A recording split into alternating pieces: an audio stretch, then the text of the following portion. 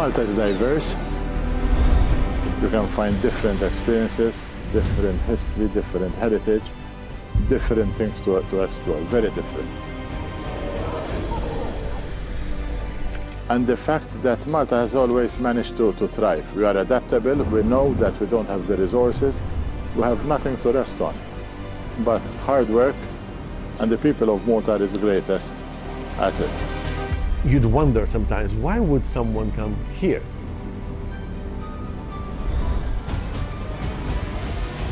We have our own language. And I think that represents a little bit of who we are. I found myself talking a lot about my country, and I realized how much really we actually take for granted. I love this place so much. I don't really believe in borders, but the life that people get to live in a place like Malta is very special.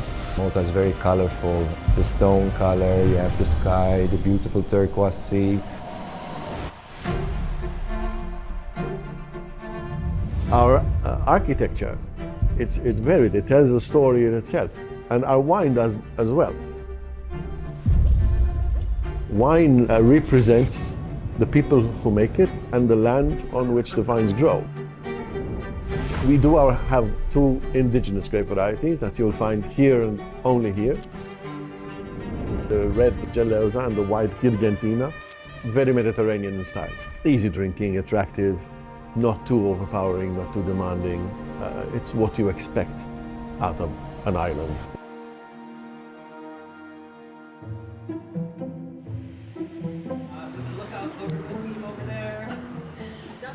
My name is Dana Carmont and I'm from Designers Boutique in Valletta, Malta.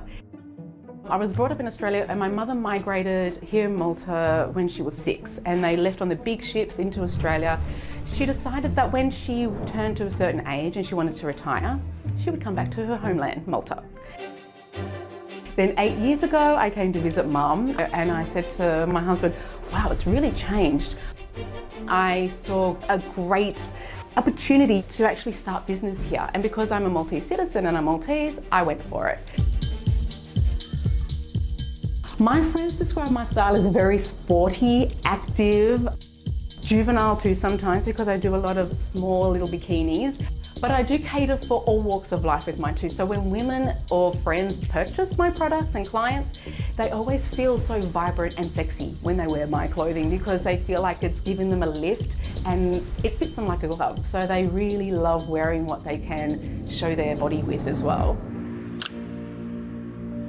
Okay, drop that hand now, so it's just, even if it's just... My aim for my business is to keep it very sustainable. Also, I'm really trying to push to help women that are very creative that sew. So I employ women who sew so that we can keep them alive and well and love what they're doing all day, every day. So that's how I see my business moving in the next 5 years.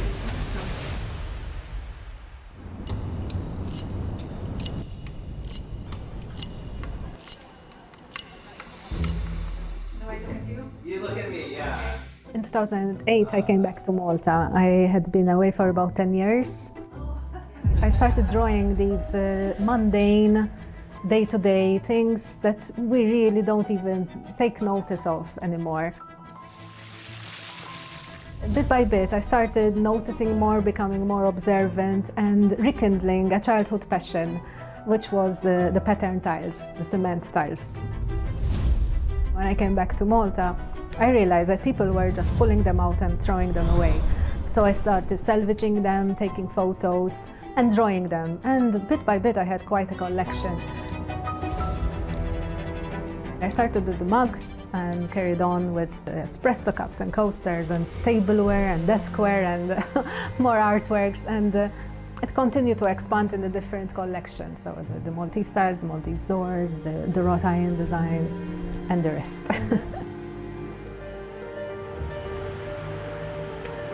I think that looks great. I'm Luca Zappardi and I'm a fashion designer from the Maltese Islands. I think up till today I design for the women who I've had a connection with in my past. garments always spoke to me. I always think of my grandmother, my mother, my sisters, my close friends, my teachers, the mothers of my best friends. And it is these people and their everyday lives that really resonate with me and have really stayed with me in a way.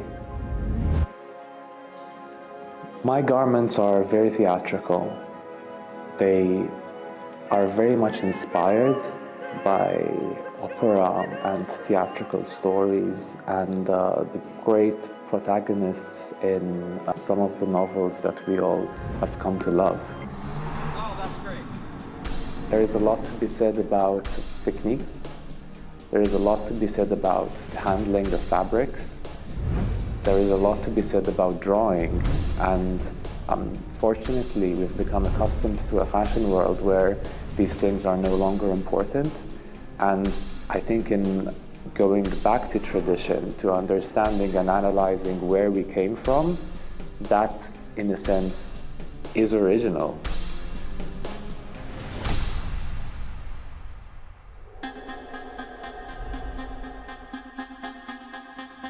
Hi, I'm James Demac from Malta. I'm a paper artist, architect, fashion designer. I remember my childhood playing with paper from as little as folding a paper plane to when I used to help my aunt being a seamstress doing paper patterns. Working with paper was something which felt so natural. Accompanied me mostly all my life, I think. I've been working as an interior architect and designer for 30 years now, so it's a nice thing to have them both. This artistry I'm doing, it saved me.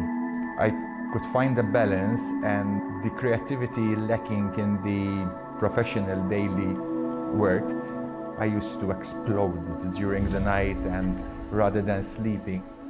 So it's a lifesaver as well, the artistry part.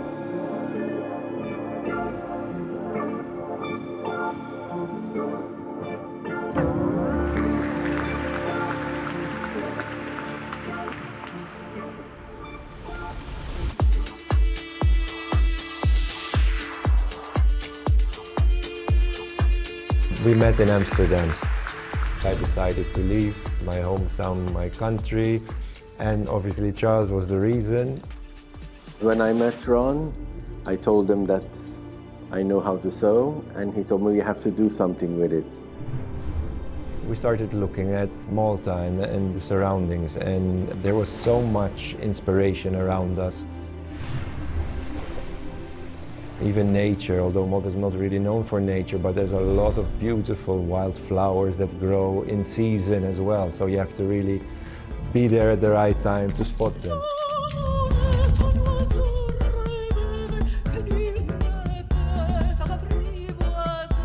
I think that has become our signature over the years. It's Malta and its beauty, and yeah, so that's, I think nowadays, always the starting point of a collection.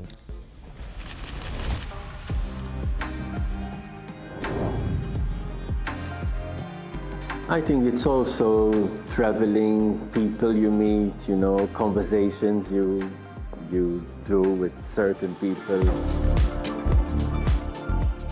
We do quite a lot of traveling, so, and most of the time when we're traveling, we think of our next collection, and we say, what if we pick up that, and what if we...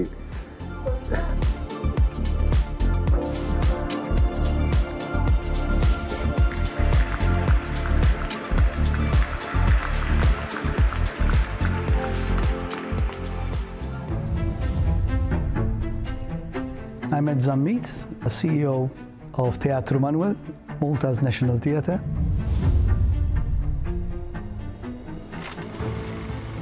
The Grand Master who commissioned this theatre was Manuel de Vilhena. He was the Portuguese Grand Master, and obviously the theatre is named after him.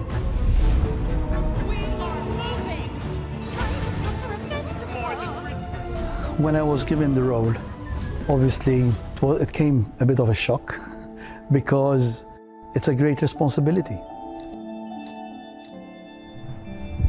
Unfortunately, the theater suffered from the emptiness during the pandemic.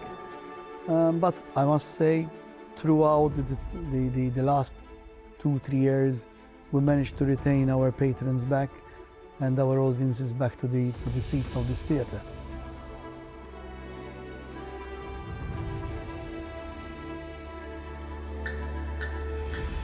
Look, Milky White, it's the butcher.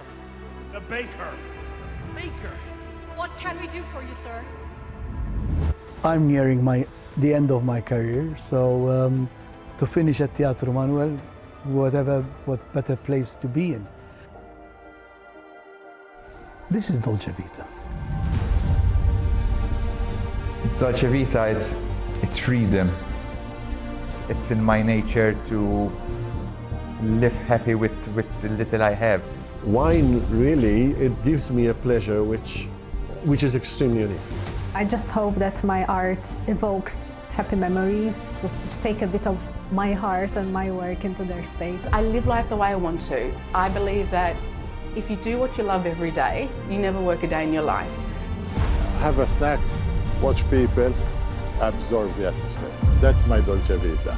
Reimagining, deconstruction, reconstruction of what we know to be costumery and what we know to be fashion is really what makes the brand special.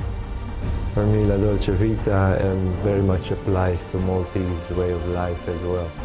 It's the way life is celebrated here, it's the way the social scene is so easy.